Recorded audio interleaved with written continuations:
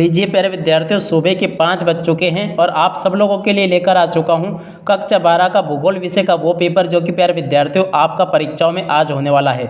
जी हाँ प्यारे विद्यार्थियों, यहां पर मैं आपको पूरा का पूरा वो पेपर बताऊंगा जो कि प्यारे विद्यार्थियों आज आपका होने वाला है। आप सब लोग प्यारे विद्यार्थियों इस पेपर को अच्छे से देख लो और पूरा का पूरा पेपर समझ लो, जिससे कि प्यारे विद्यार्थियों आपको पूरा का पूरा पेपर ये अच्छे प्रकार से समझ में आ सके। जी हाँ प्यारे विद्यार्थियों, हायर सेकेंडरी मुख्य परीक्षा वर्ष 2025 के लिए भूगोल विषय का पेपर है जो कि यहाँ पर मैं आपको पूरा का पूरा विद सॉल्यूशन के साथ में बताने वाला हूँ। तो देखो प्यारे विद्यार्थियों, इस प्रकार का पेपर आपको परीक्षाओं में देखने को मिलेगा, जैसा कि आज मैं यहाँ से आपको बताऊंगा।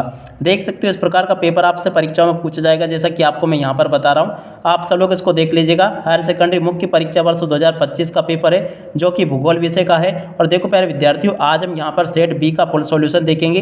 एक भी क्वेश्चन का आंसर प्यारे विद्यार्थियों यहाँ से आपका मिस नहीं होगा अगर आपने इस प्रकार से इस क्वेश्चन पेपर को अच्छे से देख लिया तो।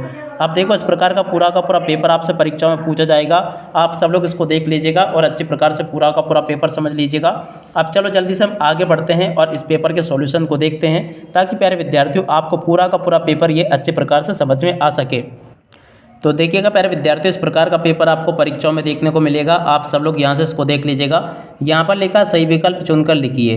जी हाँ प्यारे विद्यार्थियों, यहाँ से आपको सही विकल्प चुनकर लिखने हैं। देख सकते हो यहाँ पर क्वेश्चन दे रखा है, निम्नलिखित में से कौन सा एक लोगों और पर्यावरण के बीच अन्योन्य क्रिया का सर्वाधिक महत्वपूर्ण कारक है। तो देखो प्यारे विद्यार्थियों, यहाँ से आपको लिख देना है लोगों के अनुभव। और अब अगला क्वेश्चन, निम्नलिखित में से कौन सी एकल कृषि नहीं है। तो देखो प्यारे विद्यार्थियों, यहाँ पर आपको लिख देना रोपण कृषि जो है ना, एकल कृषि नहीं है।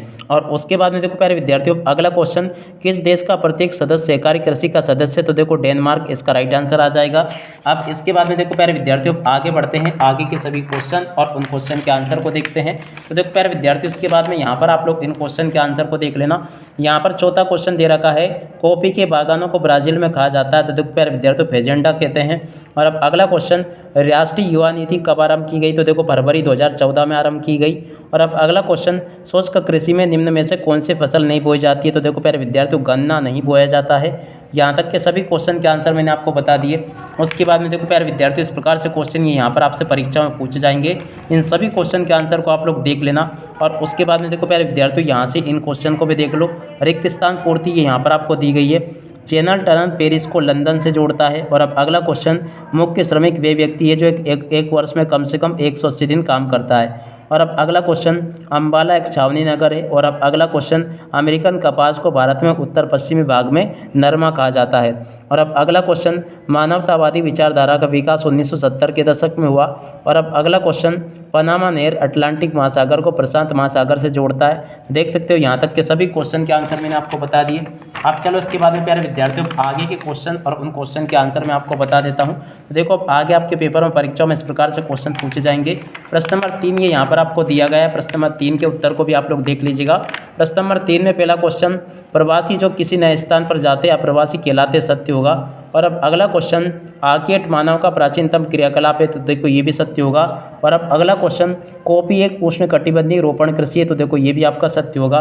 और अब अगला क्वेश्चन पढ़ते हैं, भारत की प्रमुख खाद्यान्न फसल चावल है। तो देखो प्यारे विद्यार्थियों, ये भी आपका सत्य होगा। और अब अगला क्वेश्चन, कोंकण रेलवे का निर्माण 1998 में हुआ था। ये भी सत्य होगा। और भारतीय रेल प्रणाली 16 रेल मंडलों में बटा है। तो देखो ये भी आपका सत्य होगा। इस प्रकार से इन क्वेश्चन के आंसर को प्यारे विद्यार्थियों आप लोग देख लें। और उसके बाद में देखो प्यारे विद्यार्थियों, इस प्रकार से आपसे यहाँ पर जोड़ी पूछी गई है। जोड़ी में पहला क्वेश्चन पढ़ते हैं, सर्वाधिक सोयाबीन उत्पादक। तो देखो मध्य प्रदेश में होता है। सर्वाधिक ग्रामीण जनसंख्या तो देखो बिहार की है। भारत में न्यूनतम भाषाई समूह तो देखो चीनी तिब्बत। और अब अगला क्वेश्चन, भारत में पहली संपूर्ण जनगणना तो देखो 1881 में हुई थी। और श्वेत क्लारा श्रमिक कहलाते हैं। तो देखो प्यारे विद्यार्थियों, द्वितीय क्रियाकलाप इसका राइट आंसर होगा। ठीक है ना। इस प्रकार से यहाँ तक के इन क्वेश्चन के आंसर को देख लेना। इसके बाद में आपके पेपर में परीक्षा में क्वेश्चन इस प्रकार से पूछे जाएंगे। और उसके बाद में देखो प्यारे विद्यार्थियों, आगे इन क्वेश्चन को भी देख लो यहाँ पर जो कि आपको दिए गए हैं। एक वाक्य फिर एक शब्द में प्यारे विद्यार्थियों यहाँ से आपको इन क्वेश्चन के उत्तर लिखने हैं। पहला क्वेश्चन पूछा है, विश्व व्यापार संगठन कब बना। तो देखो 1995 में। 2011 की जनगणना के अनुसार भारत का जनसंख्या घनत्व तो देखो प्यारे विद्यार्थियों 382 व्यक्ति प्रति वर्ग किलोमीटर। और अब अगला क्वेश्चन, भारत में कॉफी की किस किस्म का उत्पादन अधिक होता है। तो देखो कर्नाटक में होता है। भरमौर जनजाति क्षेत्र किस राज्य में। तो देखो हिमाचल प्रदेश में है। मानव विकास प्रतिवेदन प्रतिवर्ष किसके द्वारा प्रकाशित किया जाता है। तो देखो UNDP के द्वारा प्रकाशित किया जाता है। यहाँ तक के सभी क्वेश्चन के आंसर मैंने आपको बता दिए। और उसके बाद में देखो प्यारे विद्यार्थियों, आगे आपके पेपर में क्वेश्चन इस प्रकार से पूछे जाएंगे। यहाँ पर क्वेश्चन दे रखा कुमारी इसी सैंपल के अनुसार मानव भूगोल की परिभाषा। तो देखो प्यारे विद्यार्थियों, इस क्वेश्चन के आंसर को मैं आपको बता देता हूँ। प्रश्न नंबर 6 का उत्तर ये आपको दिया गया है। प्रश्न नंबर 6 के उत्तर को यहाँ से नोट कर लेना। और उसके बाद में देखो प्रश्न नंबर 7 दे रखा है अशोधित जन्म दर ज्ञात करने का सूत्र। तो देखो प्यारे विद्यार्थियों, अशोधित जन्म दर प्राप्त करने का सूत्र यहाँ से देख लो। और उसके बाद में देखो प्यारे विद्यार्थियों, प्रश्न नंबर 8 के उत्तर को यहाँ से देख लीजिएगा। ये प्रश्न नंबर 8 का उत्तर ये लिखा है। और उसके बाद में देखो प्यारे विद्यार्थियों, प्रश्न नंबर 9 में क्वेश्चन पूछा है रोपण कृषि की 2 विशेषताएं। तो देखो प्यारे विद्यार्थियों, रोपण कृषि की 2 विशेषताएं यहाँ से देख कर लिख दो। ये लिखी रोपण कृषि की 2 विशेषताएं, ठीक है। यहाँ से आप लोग देख लेना इसको और अच्छे से लिख भी लेना।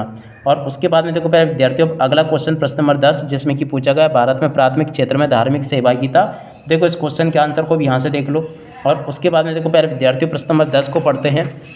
तो देख सकते हो प्रश्न नंबर 10 के बाद में प्रश्न नंबर 11 गुच्छित बस्तियाँ किसे कहते हैं। तो देखो प्यारे विद्यार्थियों, इस क्वेश्चन के आंसर को यहाँ से देख लेना, ये भी बता दिया मैंने आपको। प्रश्न नंबर 12 को पढ़ते हैं जल संभर प्रबंधन का क्या आशय है। तो देखो प्यारे विद्यार्थियों, इस क्वेश्चन के आंसर को यहाँ से देख लो।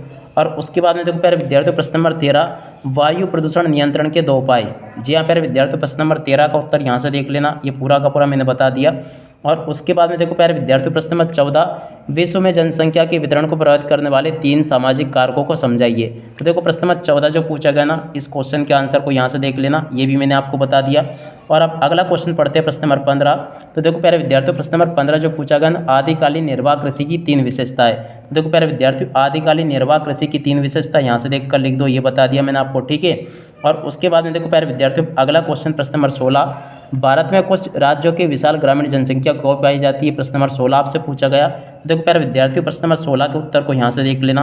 16 के बाद में देखो प्यारे विद्यार्थियों, प्रश्न नंबर 17 के उत्तर को यहाँ से देख लो, ये लिखा प्रश्न नंबर 17 का उत्तर, ठीक है।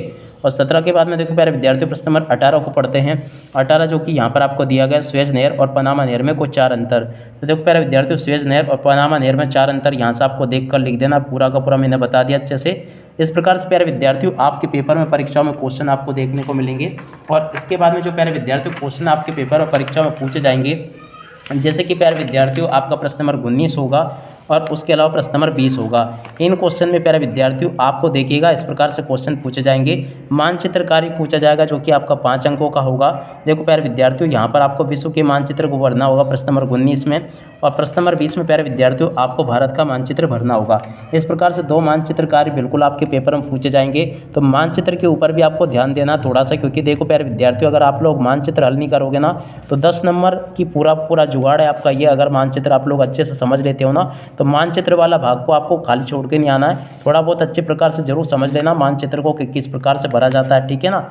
इनको आप लोग देख लेना कौन सी जगह कहाँ पर है, इस प्रकार से इनको भी देख लेना, ये भी आपके पेपर में आएगा। तो आप सब लोग प्यारे विद्यार्थियों इन चीज़ों को अच्छे प्रकार से भरना जरूर सीख लेना। आप इसी के साथ में प्यारे विद्यार्थियों इस वीडियो को यहीं पर पूरा करते हैं। नमस्कार, जय हिंद, जय भारत।